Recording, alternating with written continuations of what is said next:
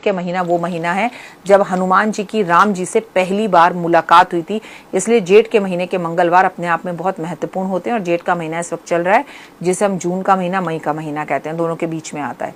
यदि आप लंबे समय से किसी कानूनी पचड़े में फंसे हुए हैं और उससे निकल नहीं पा रहे, तो आप एक बर्तन रखकर आए लोहे का, उसमें रोज जाकर पानी डालें और पक्षियों को दाना दें, तो आपका वो कानूनी केस, कानूनी प्रॉब्लम खत्म होगी।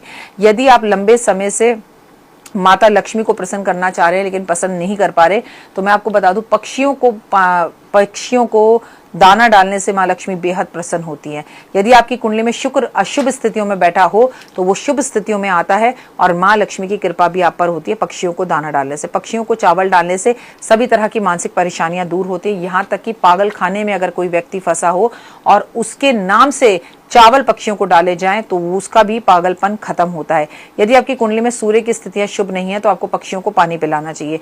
मूंग की दाल बुधवार को भिगोकर रात्रि में मंगलवार को भिगो के बुधवार को सुबह खिलाने से पक्षियों को, आपको धन से जुड़ी हुई समस्याओं से निजात मिलता है। चने की दाल गुरुवार को भिगोकर खिलाने से आपका विवाह जल्दी होता है। कौओं और कुत्तों को ग्रास डालने से राहु और केतु प्रसन्न होता है। गिलहरी को बाजरा, बिस्किट, टॉफी, चॉकलेट, रोटी खिलाने से आपके जीवन के अंदर बहुत सारी समस्याएं दूर होती हैं।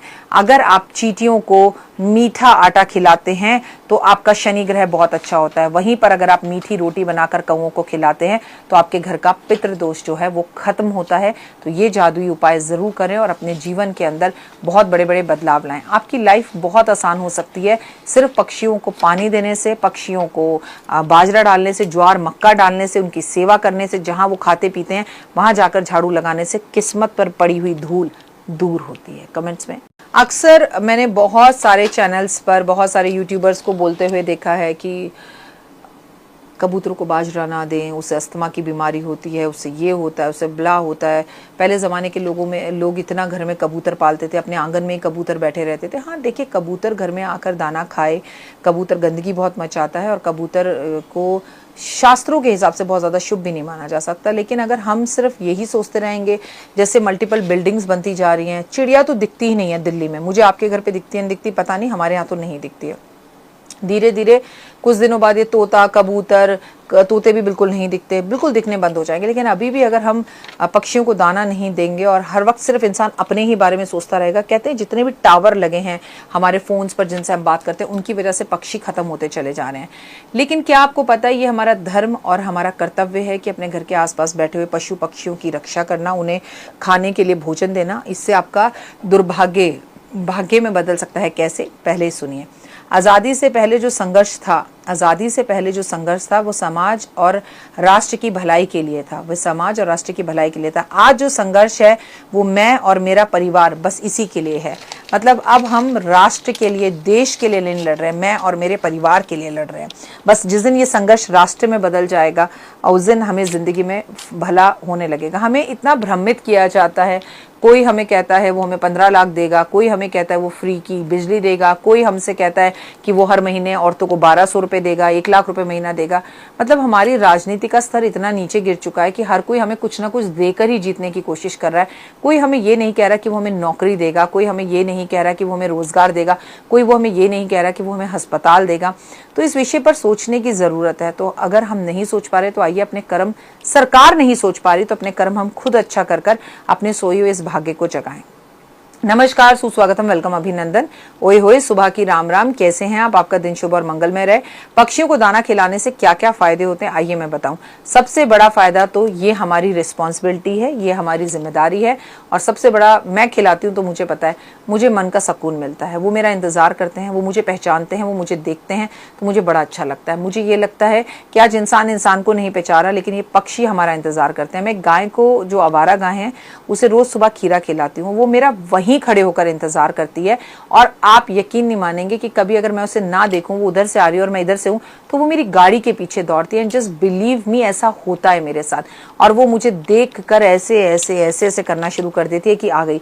और अगर जिस दिन मैं लेट हो जाती हूँ, कि आज जैसे गणेश चतुर्थी थी तो मैं आज गणेश जी की पूजाएं कर रही थी, तो मैं उसमें लेट हो गई, तो वो मुझे देख रही थी और मेरा वेट कर रही थी। और अब जैसे ही जाओ, वो आपको प्यार का से आपका वेट करना शुरू कर देती है।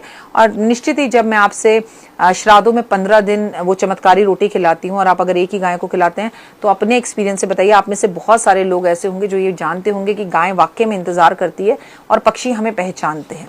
आइए बताते हैं, यदि पक्षियों को पानी दिया जाए, चारा दिया जाए, पक्षियों को दाना डाला जाए, तो आपकी कुंडली में अगर किसी भी तरह का कोई दोष हो, तो वो दोष कैसा भी दोष हो, आपको पता भी ना हो, आपके पास कुंडली ना हो, तो वो दोष खत्म होने लगता है।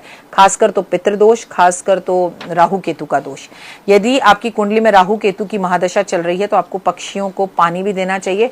और जेठ के महीने में किसी को पानी पिलाने से बड़ा कोई भी पुण्य नहीं है। तो जेठ के महीना वो महीना है जब हनुमान जी की राम जी से पहली बार मुलाकात हुई थी, इसलिए जेठ के महीने के मंगलवार अपने आप में बहुत महत्वपूर्ण होते हैं। और जेठ का महीना इस वक्त चल रहा है जिसे हम जून का महीना, मई का महीना कहते हैं, दोनों के बीच में आता है।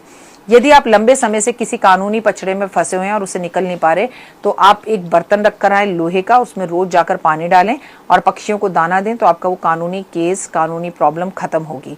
यदि आप लंबे समय से माता लक्ष्मी को प्रसन्न करना चाह रहे हैं लेकिन पसंद नहीं कर पा रहे, तो मैं आपको बता दूं, पक्षियों को दाना डालने से माँ लक्ष्मी बेहद प्रसन्न होती हैं। यदि आपकी कुंडली में शुक्र अशुभ स्थितियों में बैठा हो तो वो शुभ स्थितियों में आता है और माँ लक्ष्मी की कृपा भी आप पर होती है पक्षियों को दाना डालने से। पक्षियों को चावल डालने से सभी तरह की मानसिक परेशानियां दूर होती है। यहाँ तक कि पागल खाने में अगर कोई व्यक्ति फंसा हो और उसके नाम से चावल पक्षियों को डाले जाएं तो उसका भी पागलपन खत्म होता है। यदि आपकी कुंडली में सूर्य की स्थितियां शुभ नहीं है तो आपको पक्षियों को पानी पिलाना चाहिए। मूंग की दाल बुधवार को भिगोकर रात्रि में मंगलवार को भिगो के बुधवार को सुबह खिलाने से पक्षियों को, आपको धन से जुड़ी हुई समस्याओं से निजात मिलता है। चने की दाल गुरुवार को भिगोकर खिलाने से आपका विवाह जल्दी होता है। कौओं और कुत्तों को ग्रास डालने से राहु और केतु प्रसन्न होता है।